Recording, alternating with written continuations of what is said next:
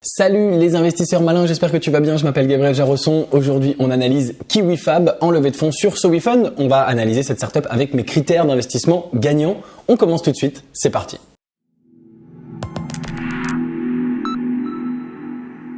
Je suis donc sur la page de KiwiFab, je suis armé de mes critères d'investissement gagnants. Si tu les connais pas, ces critères, tu peux les télécharger juste en dessous de cette vidéo, tu peux mettre la vidéo sur pause, télécharger les critères et les lire. Je t'explique en quelques pages dans ce document que tu peux télécharger gratuitement ce que sont ces critères, qu'est-ce que je veux dire par là, ça te permettra évidemment de mieux comprendre cette vidéo. Donc KiwiFab veut simplifier et sécuriser la gestion des traitements médicamenteux. C'est un objet connecté, un dispositif médical connecté et intelligent qui aide à la prise de médicaments. Donc le principe est simple, c'est pour éviter les erreurs, les oublis, les gens qui prennent des médicaments quotidiennement chez eux, parfois plusieurs fois par jour, il peut y avoir des mix, des erreurs, des oublis. Et ben, grâce à ce petit boîtier connecté qu'on a vu dans la vidéo juste au-dessus, tu peux directement prendre les bons médicaments au bon moment, etc., etc. Alors, qu'est-ce qu'on peut immédiatement trouver sur ce projet à partir de cette très courte introduction? Évidemment, on est sur un produit physique, donc on n'a pas la scalabilité, les effets d'échelle des produits digitaux que moi je recherche personnellement pour Léonis Investissement. Donc ça, c'est tout de suite un point négatif, mais qui est pas négatif, qui est intrinsèque au produit.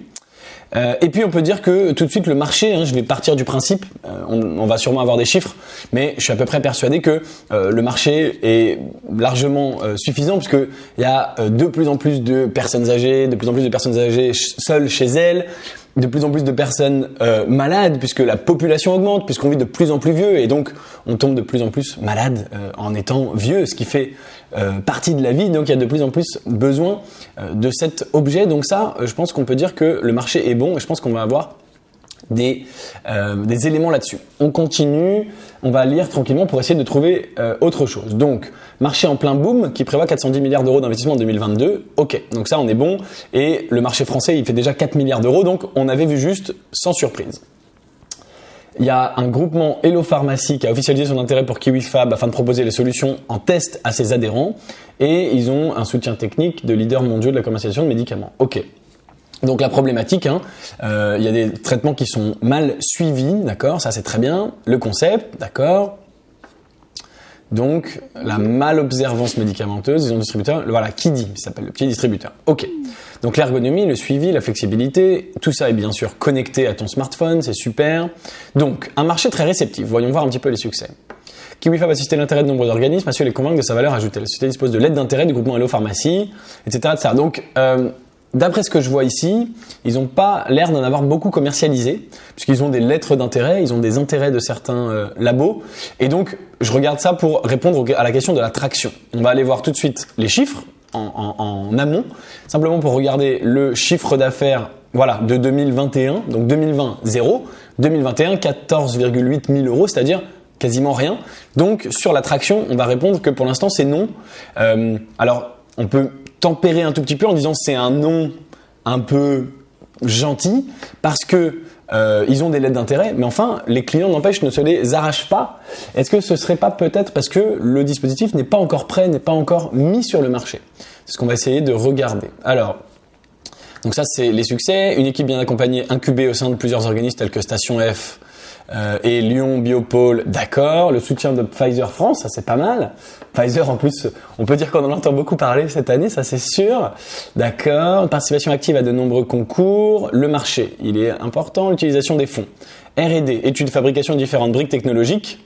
Voilà, donc ça me laisse penser, fabrication des différentes briques technologiques, que le produit en fait serait pas prêt, que le produit ne serait pas terminé. Et ça m'embête bien sûr. Alors je vais aller sur l'offre complète, qui est beaucoup plus longue. L'équipe, on va y revenir. Touloulou, la problématique, on a compris. Le concept, on a compris. Donc ça ressemble à ça, tu l'as sûrement vu dans la vidéo.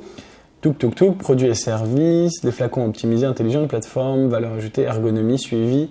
On n'a pas vraiment le sujet de est-ce que c'est déjà en production ou pas. Modèle économique. Alors, c'est pas grave, on va parler du modèle économique puisqu'au fur et à mesure que je descends, s'il y a des critères, je réponds. Donc la monétisation, non, c'est pas le bon, c'est celui-là que je voulais. La monétisation, ils savent très bien comment monétiser un abonnement de 50 € hors taxe par mois. Donc ça c'est intéressant puisque ça tombe dans une catégorie de produits hardware mais qui est vendu comme du software, c'est-à-dire qui est vendu par abonnement. C'est une catégorie qu'on voit de plus en plus, c'est le modèle de Peloton aux États-Unis, la fameuse le vélo connecté, le vélo d'appartement connecté, qui est une boîte qui a complètement explosé en bourse en 2020, confinement, etc. évidemment. Et donc ça c'est une approche que je trouve intéressante parce que disons que le Kiddy, là, le distributeur, il coûte peut-être, j'en sais rien, prenons une fourchette haute, 500 €. À mon avis, il coûte moins. Mais en fait, si le client est abonné 50 € par mois, au bout de 10 mois, c'est remboursé, 50 € x 10, 500 €, ok. Et ensuite, il reste abonné, ça reste de la marge qui va rentrer dans les caisses de l'entreprise à vie.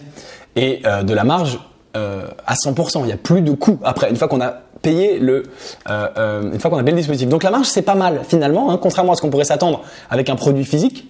On pourrait se dire, ça va pas, c'est un produit physique, il faut, voilà. En fait, il a une marge qui va être très très bonne parce que si le client reste abonné 5 ans, et ben c'est 50 x 12 x 5, c'est 3000 €.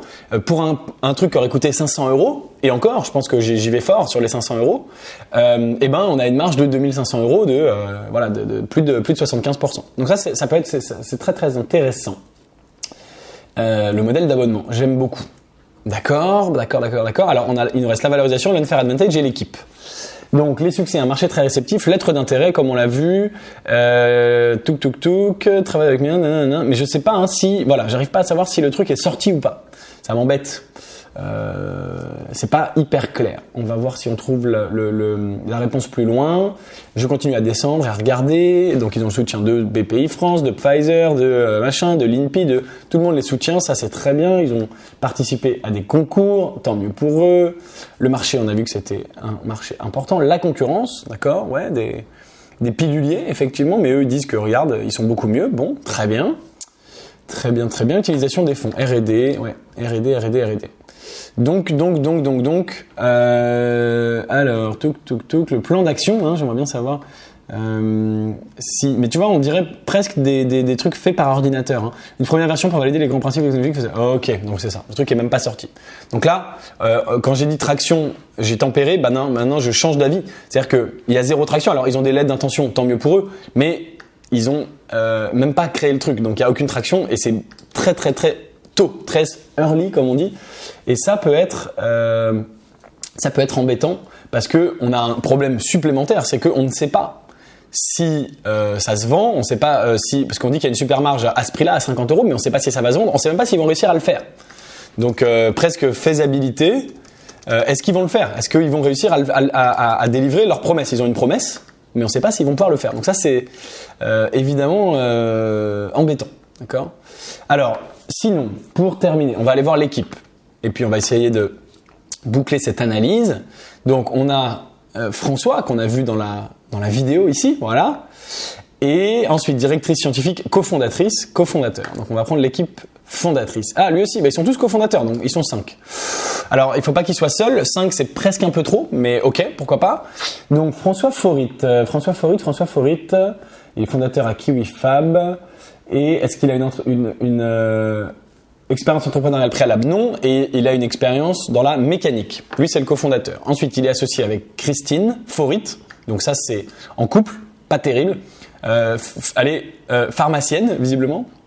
Travaille chez Sanofi et elle est pharmacienne. Ok, donc pas mal. Plutôt complémentaire. On a Nicolas qui est chez Renault-Nissan. Ah si, il est quand même chez Founding Board Member depuis 6 ans. Alors par ailleurs, ça fait 6 ans. Oh là, ça fait 6 ans et ils ont toujours pas sorti le produit. Donc ça, c'est vraiment pas fou. Bon, il a fait une école de management. On a Sébastien. Donc on a une équipe qui part dans tous les sens, mais lui, il est pas à plein temps parce que par ailleurs, il travaille chez JTech European Operations. Lui aussi. Et lui, c'est un ingénieur. Sébastien. Et en plus, on a Guillaume qui a fait encore une école de commerce. Et pareil, qui fait ça depuis machin, mais qui travaille ailleurs. Donc on a une équipe éparse avec un couple. Pas forcément de compétences complémentaires, un peu, parce qu'on a pharmaciens, des ingénieurs, mais qui sont pas à plein temps, etc. Non, je suis obligé de mettre une mauvaise note, puisqu'on a des cofondateurs qui sont pas à plein temps.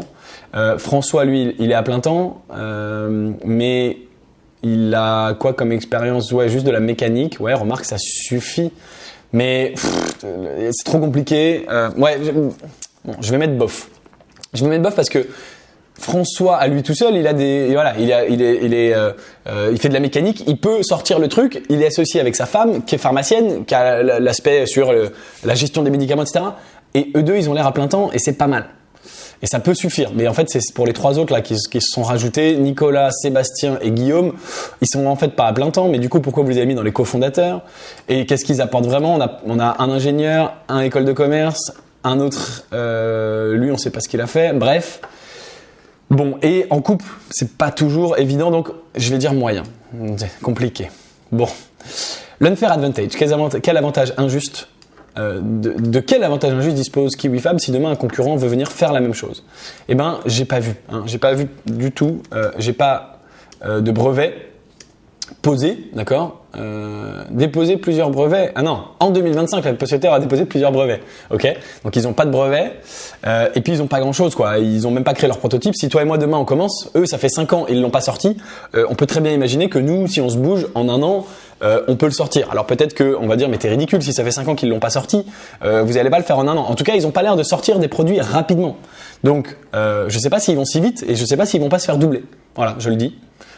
Ça fait 6 ans qu'ils sont là-dessus, ça me rassure pas pour qu'ils se fassent pas doubler, franchement.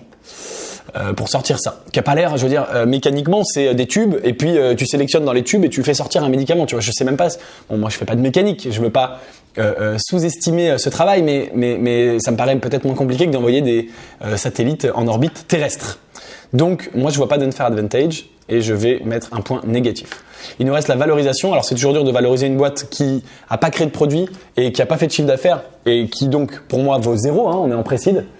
On est sur une valorisation à 1 million. Ouais, qui me paraît quand même cher. Mais parce que voilà, ils ont déjà des investisseurs historiques, donc ils sont obligés d'augmenter la valorisation depuis la dernière fois. Mais pour une boîte qui a pas de brevet, pas de chiffre d'affaires, non, ça me paraît trop cher. Donc je vais dire que la valorisation est relativement chère pour moi. Donc voilà pour mon analyse de KiwiFab. Bien sûr, n'hésite pas en commentaire de cette vidéo à me donner ton avis, avec quel point tu es d'accord, pas d'accord. Évidemment, si tu veux investir avec moi dans des startups à fort potentiel de la Silicon Valley, bien sûr, tu peux le faire au travers du club privé Léonis Investissement. C'est ce que je fais toute la journée, d'analyser des startups comme ça. J'ai la chance d'analyser des startups de la Silicon Valley, notamment du plus grand incubateur de startups au monde qui s'appelle le Y Combinator. Et d'y investir avec les membres quand je trouve des startups qui correspondent en vert à tous ces critères. Donc si ça t'intéresse, bien sûr, eh bien le lien du club est dans la description. Merci d'avoir regardé la vidéo jusqu'au bout. Si elle t'a plu, aime-la, partage-la. Et moi, je te dis à très bientôt pour une prochaine vidéo. Ciao!